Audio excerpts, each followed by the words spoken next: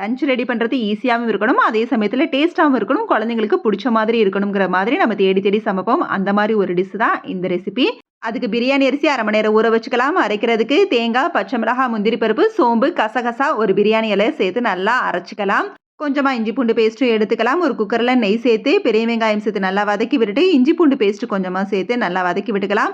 Cut பண்ணி வச்ச காய்கறிகள் பீன்ஸ், கேரட்டு, பச்சை பட்டாணி, கொஞ்சமாக புதினா இலையும் சேர்த்து நம்ம அரைச்சி வச்ச பேஸ்ட்டையும் அதோடு சேர்த்து தேவையான அளவு உப்பு போட்டு நல்லா கலந்து விட்டுக்கலாம். நல்லா வதங்கினதுக்கு அப்புறமா ஊற வச்ச அரிசியை வடித்து இதோட சேர்த்து நல்லா பெரட்டி விட்டுக்கலாம். இப்போ தேவையான அளவு தண்ணி ஊற்றிக்கலாம். 1 கப் அரிசிக்கு 2 கப் அளவு தண்ணி சேர்த்துக்கலாம். நான் சீரக சம்பா அரிசி ஊற வச்ச தண்ணியும் கொஞ்சமாக இதோட சேர்த்துருக்கிறேன். இப்போ நல்லா கலந்து விட்டுட்டு உப்பு தேவைப்பட்டால் கொஞ்சம் சேர்த்துக்கலாம். ஒரு கொதி வந்ததுக்கு அப்புறமா குக்கரை மூடி வச்சு 2 விசில் விட்டு ஸ்டவ் ஆஃப் பண்ணிக்கலாம். விசில் அடங்கினதுக்கு அப்புறமா குக்கர் ஓப்பன் பண்ணால் போதும். சீரக சம்பா அரிசிக்கு பதிலாக நம்ம பாஸ்மதி அரிசிலையும் இதை செய்யலாம். லஞ்ச் பாக்ஸுக்கு சிம்பிள் பிரியாணியும் சேமங்கிழங்கு ஃப்ரையும்